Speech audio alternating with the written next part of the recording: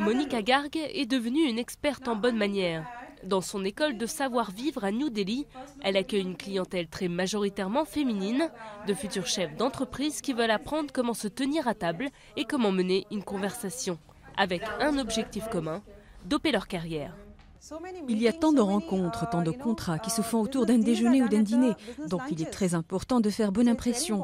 Cette impression se fait durant les 7 premières secondes suivant la rencontre avec quelqu'un. Avec la croissance économique et l'expansion de la classe moyenne, plusieurs écoles de bonne manière ont fleuri en Inde. Le pays est devenu un marché prisé par les grandes entreprises internationales, des entreprises qu'il faut savoir séduire. Les gens ont l'impression que les Indiens n'ont pas du tout de bonne manière. Alors je veux juste leur montrer que les Indiens sont égaux aux Occidentaux et qu'ils peuvent bien se comporter. Ce n'est pas parce que nos traditions sont différentes que nous n'avons pas de bonne manière. Et dans l'avenir, je vais être amenée à interagir de plus en plus avec des chefs d'entreprise. Donc vous savez, je dois apprendre beaucoup de choses. La plupart des élèves de ces écoles de savoir-vivre ont reçu une éducation privilégiée et occupent des postes à responsabilité. Mais il y a des choses qu'on n'apprend pas, même dans les meilleures écoles de commerce.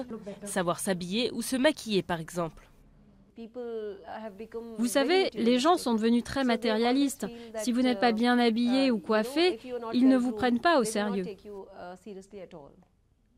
Et les hommes politiques s'y mettent aussi.